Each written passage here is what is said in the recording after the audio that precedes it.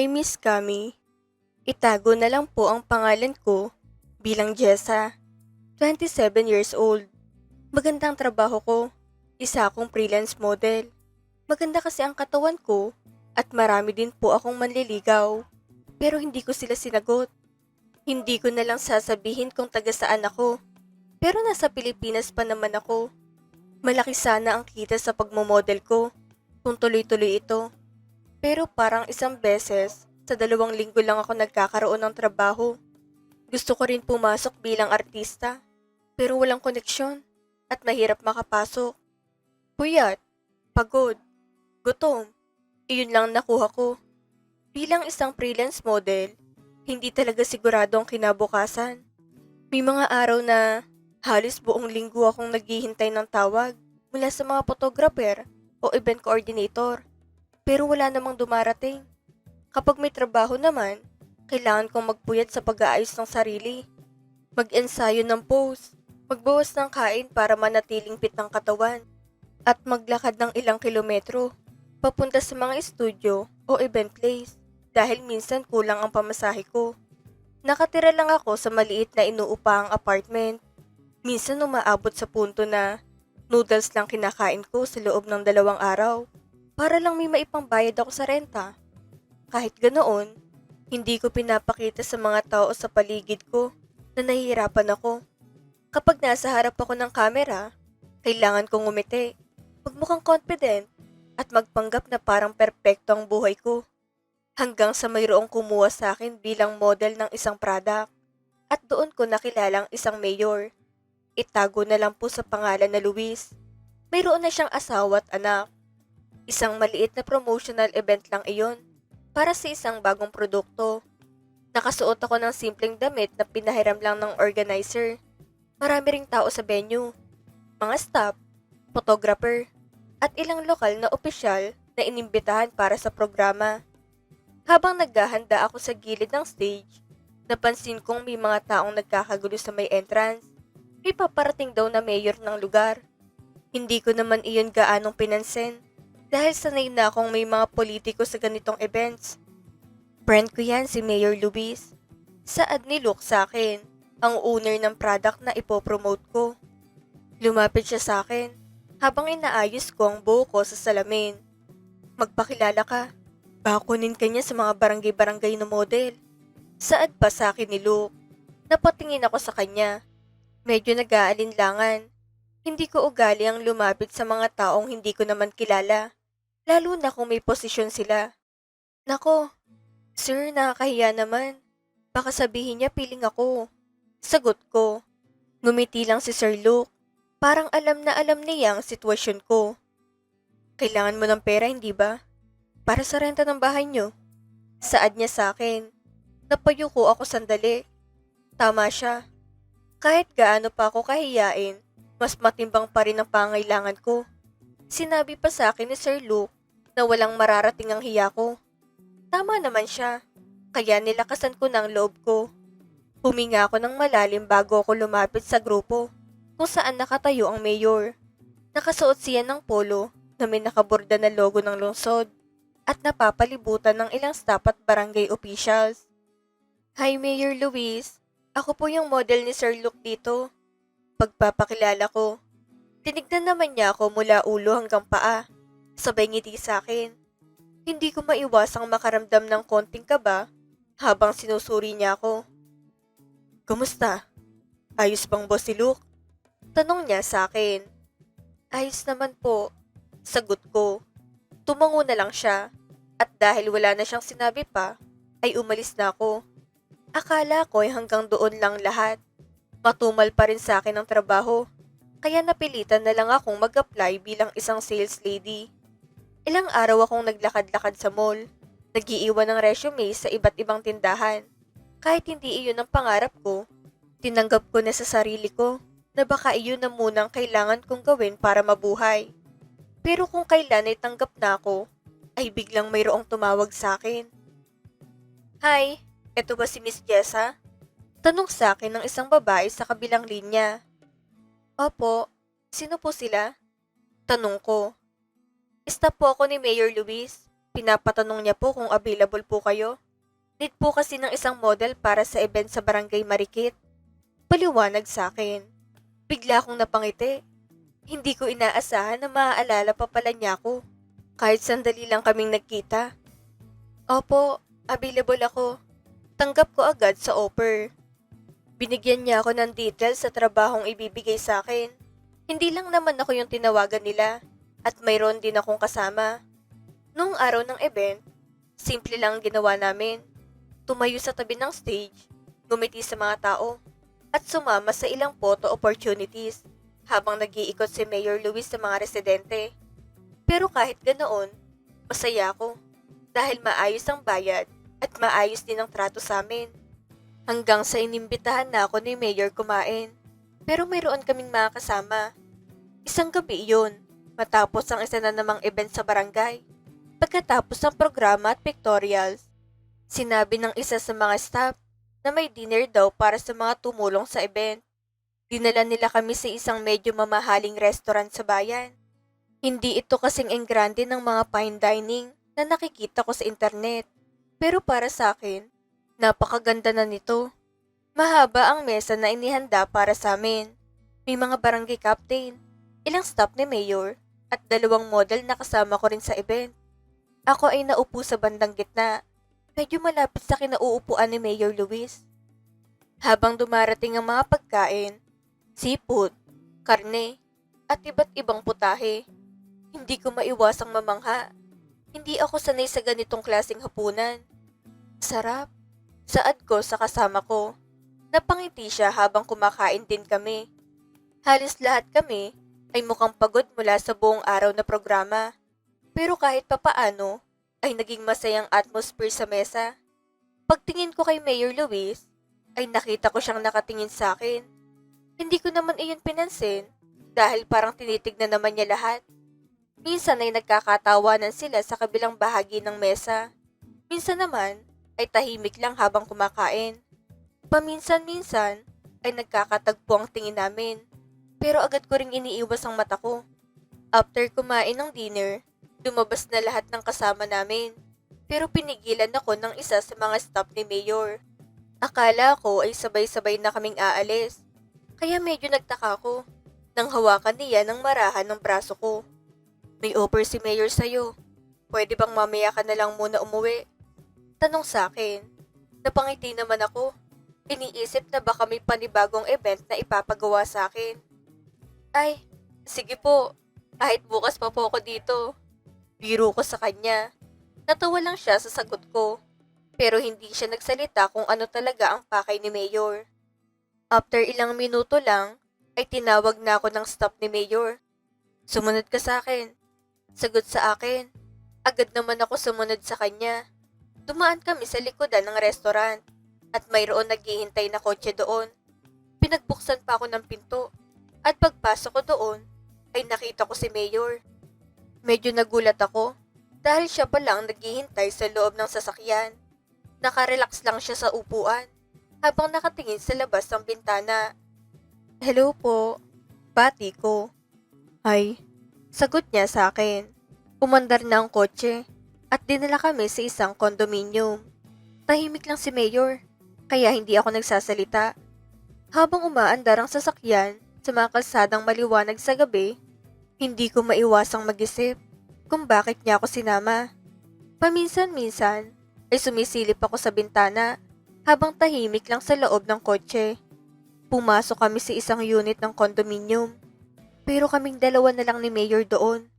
Pagpasok ko pa lang, ay ang ganda ng lugar. Ito yung mga makikita mo sa Instagram ng mga kasama kong model. Agad akong nagpicture para mayroon din akong pang-post. Malawak ang sala. May malalaking bintana na tanaw ang city lights. At modern ang mga gamit.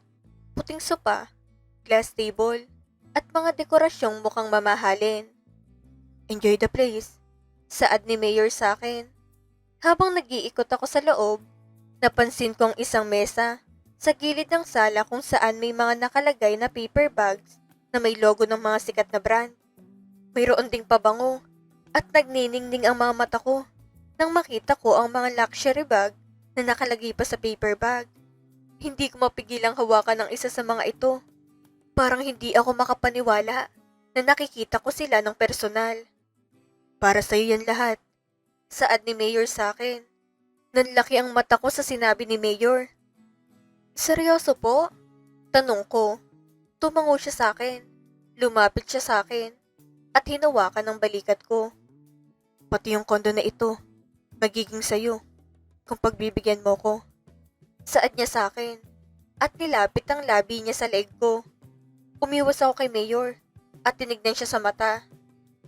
Ayaw mo ba? Pwede ko naman ibigay sa iba. Saad niya. Wait, bigyan mo ko ng maraming trabaho para naman hindi magulat ang lahat. Kondisyon ko. Ngumiti siya sa akin. Sige ba, ipapakilala kita sa mga kaibigan kong negosyante. Sagot niya sa akin. Nilapitan niya ako at hinalikan sa labi. Hindi na ako nag-inarte pa at tinugunan ng halik ni Mayor Luis sa akin. Sa sandaling iyon, parang biglang tumahimik ang paligid. Ramdam ko ang bigat ng sitwasyon. Pero kasabay noon ay ang mga bagay na umiikot sa isip ko. Ang pera, ang mga bag, ang kondo, at ang mga pagkakataong hindi ko kailanman mararanasan noon. Hindi na ako nagpakipot pa at hinayaan ko na lamang ang nangyari. Para sa akin, iyon na ang pagkakataong matagal ko nang hinihintay. Kung naka-offer na sa'yo, tatanggihan mo pa ba ang palay? Dinala niya ako sa loob ng kwarto at doon niya ako tinikman. Malaki at maayos ang kwarto. Malambot ang kama, may dim na ilaw, at may malaking bintana na tanaw ang mga ilaw ng lungsod. Para akong nasa ibang mundo kumpara sa maliit kong inuupahang apartment noon.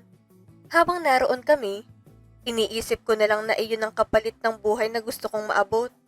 Ako naman ay ginalingan ko para hindi niya bawiin ang lahat ng binigay niya sa akin.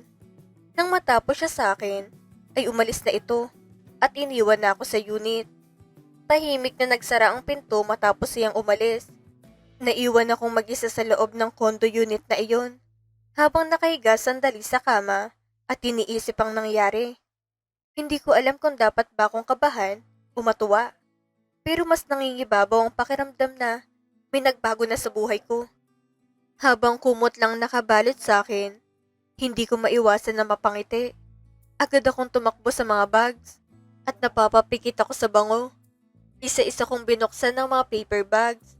Maingat kong hinawakan ng mga bag na dati ay sa mall ko lang nakikita o sa social media ng mga model na masikat sa akin.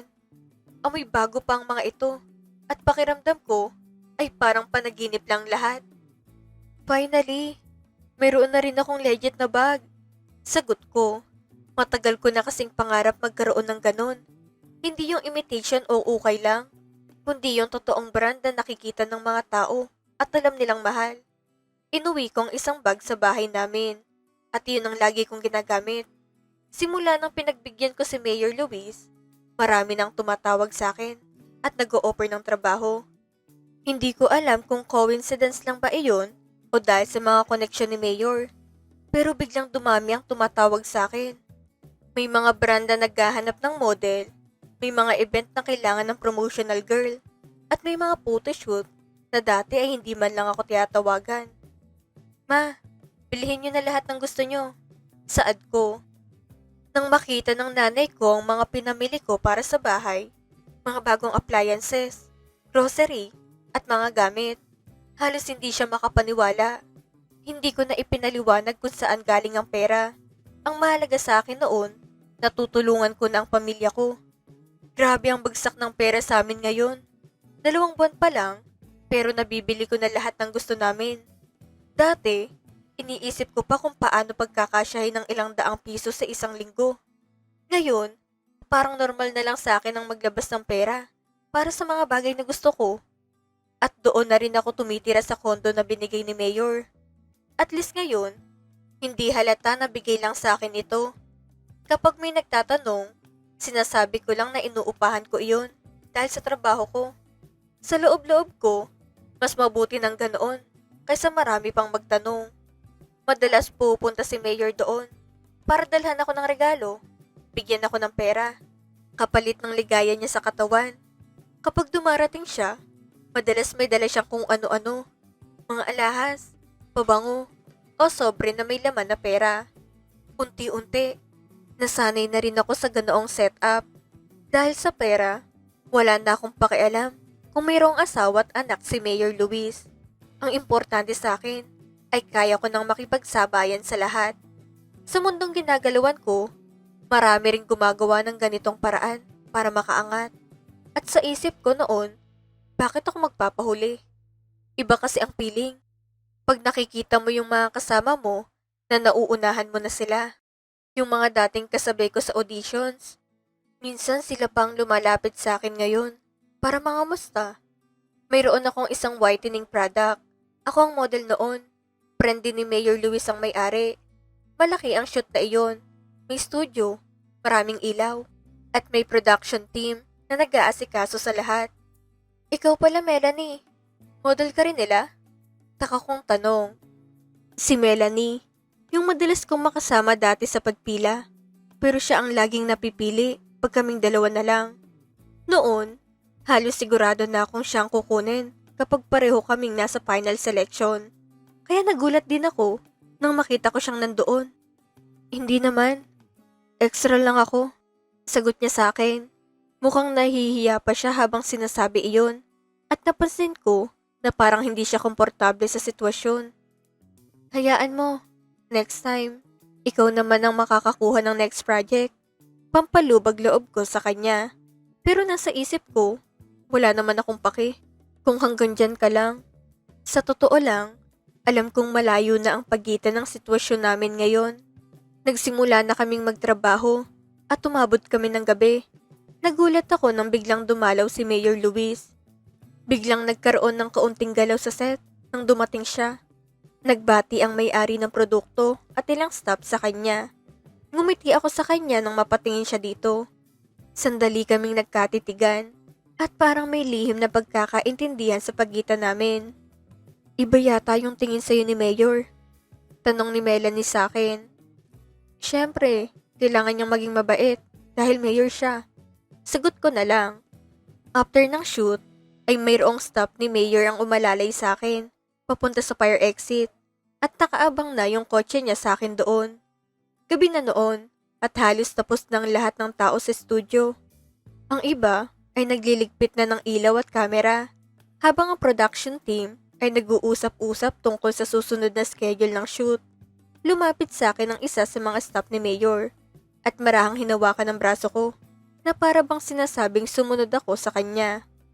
Tahimik kaming naglakad papunta sa fire exit ng building, yung lugar na hindi masyadong diadaanan ng mga tao. Medyo madilim ang hallway at ang ilaw lang ay yung emergency light sa kisame. Pagbukas ng pinto, sumalubong sa akin ang malamig na hangin ng gabi. Pagdating namin sa labas, nakita kong itim na kotse na pamilyar na sa akin. Nakaabang na ito sa gilid ng kalsada at bukas na ang pinto sa likod na para bang hinihintay talaga ang pagdating ko. Bakit hindi mo na lang ako pinuntahan sa condo, Mayor? Baka mayroon makakita sa atin dito. Saad ko. Bahagya akong lumapit sa kotse habang nagsasalita. Medyo nag-aalala na baka may makapansin sa amin. Ang ganda mo kasi sa mga suot mo. Sagot niya sa akin. Natawa siya ng konti habang titignan ako mula ulo hanggang paa. Maayos ang ayos ng buhok ko at nakamakeup pa rin ang mukha ko dahil hindi ko pa ito natatanggal. Hinalikan niya ako at hinaplos ang katawan ko. Habang umaandar ang kotse, ay hindi na nakapagpigil si Mayor sa gusto niya. Tahimik lang ang driver at isa pang staff sa harap na parang sanay na sa ganitong sitwasyon. Sa loob ng kotse, mahina lang ang ilaw at nakasarado ang mga bintana. Doon niya ginawa ang balak niya sa akin. At wala naman na kaming pakialam sa mga kasama namin. Mukhang sanay na rin naman sila. Para sa kanila, parang normal na lang iyon. Walang nagsalita, walang tumingin sa likod. Tuloy-tuloy lang ang pagmamaneho ng kotse sa mga kalsadang halos wala ng tao sa gabing iyon. Hanggang sa makarating kami sa kondo ko, ay tapos na kami at nag-aayos na lang ako ng damit ko. Huminto ang kotse sa harap ng building kung saan ako nakatira. Tahimik kong inaayos ang buhok at damit ko. Sinusubukang magmukhang normal bago buwaba. See you, Mayor. Pagpaalam ko, bago ako buwaba ng kotse, hindi ko naman inasahan na mayroong local reporter na biglang lumabas. Napatingin ako sa kotse ni Mayor nang biglang umalis na lang. Mula sa gilid ng entrance ng kondo, may isang lalaking may hawak na maliit na kamera at microphone na biglang lumapit sa akin. Halatang nagmamadali siya. Si Mayor Luis po ba yung nasa loob ng kotse? Tanong sa akin.